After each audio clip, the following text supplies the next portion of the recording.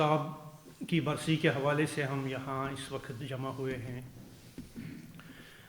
شال صاحب کو سبھی جانتے ہیں کہ وہ ایک سکالر تھے،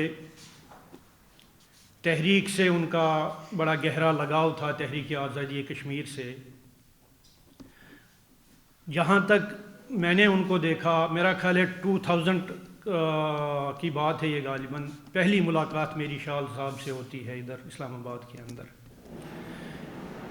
آپ یقین کریں، انہوں نے مجھے پہلے ہی ملاقات میں اپنا مداح بنا دیا۔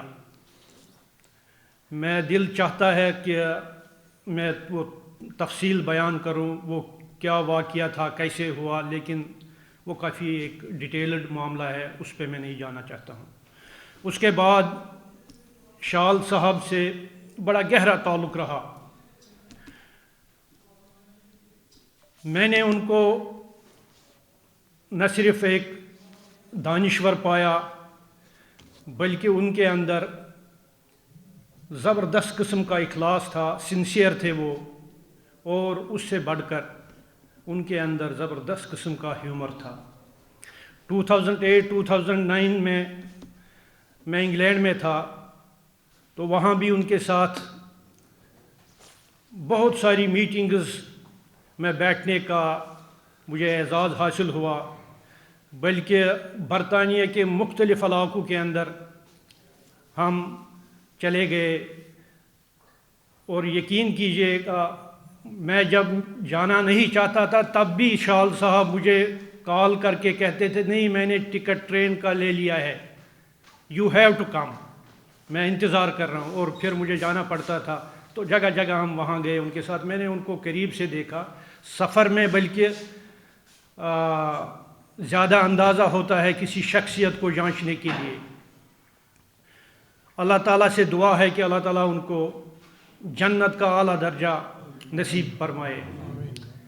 اس کے علاوہ آج چونکہ آپ کے نالج میں ہے کہ کشمیر کے اندر مظالم کے پہاڑ جو توڑے جا رہے ہیں عرصے دراز سے کشمیریوں پہ، اس میں ایک نیا رخ وہاں پہ اختیار کیا ہے دشمن نے۔ یعنی ہماری لیڈرشپ جو ہے، چاہے وہ جیلوں کے اندر ہے یا جیلوں سے باہر، ان کی قدر و منزلت پہ وہ حملہ آور ہیں اس وقت۔ اس کے لیے وہ مختلف طریقے استعمال کر رہے ہیں۔ ان کی کریڈیبلٹی، ان کی ریپوٹیشن، ان کی جو عزت عوام کے اندر ہے، اس پہ وہ قہری ضرب لگانا چاہتے ہیں۔ اور مقصد واحد بھارت کا یہ ہے کہ جب تحریک آزادی کشمیر کی لیڈرشپ کو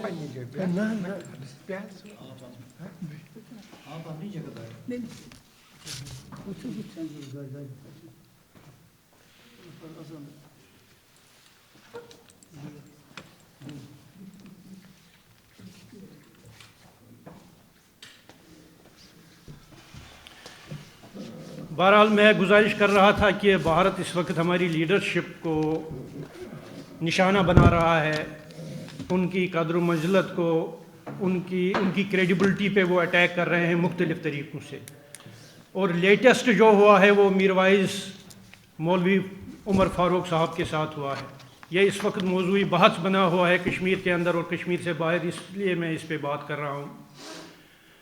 گو کہ میروائز صاحب نے ریبٹل بھی اس کا دے دیا ہے، انہوں نے اپنے مقاصد بھی بیان کیے ہیں کہ مجھے کیوں کرنا پڑا اپنا بایو چینج ایکس کا، کس طرح ان کو پریشرائز کیا جا رہا تھا، وہ مقاصد تو انہوں نے بیان کر دیے۔ میں جو یہاں پہ گزارش کرنا چاہتا ہوں وہ یہ ہے کہ اصل ٹارگٹ میروائز صاحب کے حوالے سے بھارت کے سامنے اس وقت جامع مسجد ہے۔ جامع مسجد آپ سب لوگ جانتے ہیں ایک بہت بڑا مرکز ہے، اور عرصے دراز سے وہ مرکز رہ چکا ہے کشمیری مسلمانوں کے لیے، کشمیریوں کے لیے، اور کشمیریوں کی جدوجہد کے لیے۔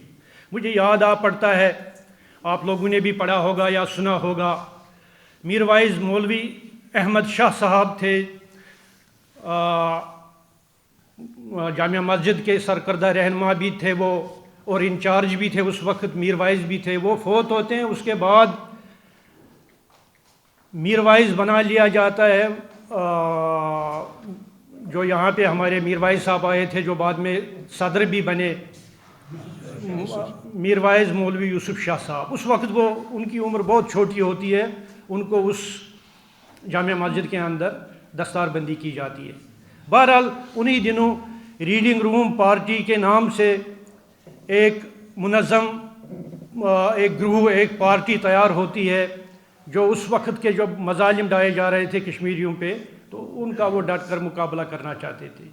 لیکن ان تاریخ بتاتی ہے کہ وہ ریڈنگ روم پارٹی جو ہے ان کا یہ وزڈم تھا. انہوں نے کہا کہ اگر ہم نے کامیاب ہونا ہے، ہم نے جو میر وائز صاحبان ادھر ہے اس وقت، چونکہ دو، میں پچھلی دفعہ بھی عرض کر چکا ہوں، دو میر وائز صاحبان تھے اس وقت. ایک جامع مسجد کے میر وائز ہوتے تھے اور ایک میر وائز ہمدانی صاحب ہوتے تھے خانقاہ مولا کے. ریڈنگ روم پارٹی کے جو رہنما اس وقت تھے، انہوں نے فیصلہ کیا کہ ہم ان کے بغیر نہیں چل سکتے ہیں، یہ اہم مراکز ہے ہمارے لیے. اور انہوں نے ان کے ساتھ ایک بہترین تعلقات وہاں پہ استوار کیے. اس کے بعد ہوتا یہ ہے کہ پریشر آتا ہے میر وائز صاحب پہ، میر وائز یوسف شاہ علیہ رحمہ پہ گورنمنٹ کی طرف سے. ان کو کہا جاتا ہے کہ آپ نے یہ پلیٹ فارم ان کو پرووائڈ نہیں کرنا ہے. لیکن حالانکہ میر وائز صاحب کی شخصیت کے بارے میں کہا جا رہا ہے وہ بہت شریف النفس شخصیت تھی، وہ انکار کرتے ہیں. وہ اس ظلم اور جبر کے سامنے اپنا سر نہیں جھکاتے. وہ کہتے ہیں نہیں، یہ یہاں کے نوجوان ہیں، یہ میرا پلیٹ فارم استعمال کریں گے، ان کو بھرپور حق ہے. اور پھر ایسے ہی ہوتا ہے. وہ بہرحال ایک لمبی کہانی ہے. ریڈنگ روم پارٹی اس پلیٹ فارم کو استعمال کرتے، پھر ایک میٹنگ بھی وہاں پہ ہوتی ہے. اس کے بعد آپ نے سنا ہوگا وہ عبد القدیر خان صاحب نامی ایک شخص آتے ہیں، کہا جا رہا ہے وہ کوک تھا کسی انگریز کا. پھر اس کے بعد وہ جتنے بھی واقعات ہوتے ہیں وہ تاریخ کا حصہ ہے. تو میرے کہنے کا مقصد یہ ہے کہ اس وقت بھی نشانہ تھا دشمن کا جامع مسجد اور میر وائز صاحب، اور آج بھی یہی کچھ ہو رہا ہے. دیکھیے، ہمیں اپنی کمزوریوں اور کوتاہیوں پہ نظر ہے. ہر بندہ ڈٹ کے کھڑا نہیں ہوتا ہے. اگر 10 بندے ہیں تو 10 بندوں میں شاید ایک بندہ کھڑا ہو جاتا ہے. 9 بندے جو ہے وہ مخالف نہیں ہوتے ہیں، وہ دشمن نہیں ہوتے ہیں، لیکن ان کے مزاج میں یا جو ان کی اپنی اس وقت حکمت عملی ہوتی ہے. جیسے میر وائز صاحب نے کہا کہ میں نے اس ایکس ٹویٹر کو، اس ایکس جو ہے، میں نے اس کے بایو کو اس لیے چینج کیا، اگر میں یہ نہ کرتا تو یہ بھی بند ہو جانا تھا اور میری آواز باہر تک نہیں پہنچ جاتی. ہمیں چاہیے کہ ہم اپنی لیڈرشپ کے ساتھ کھڑے ہو جائیں. ہمیں ان کی کمزوریوں کا بھی پتہ ہے، اپنی کمزوریوں کا بھی پتہ ہے، اور دشمن کے طاقت کا بھی پتہ ہے. اس لیے ہماری کوشش ہونی چاہیے کہ ہم ان کو سیف گارڈ کریں، ان کو پروٹیکٹ کریں، ان کی کریڈیبلٹی پہ آنچ نہ آنے دیں. Thank you very much. شکریہ بھانا صاحب. اب ملتمس ہوں محترم طاہر مسعود صاحب سے، وہ آج کے دن کے حوالے سے اپنے خیال کا اظہار کریں. طاہر مسعود صاحب.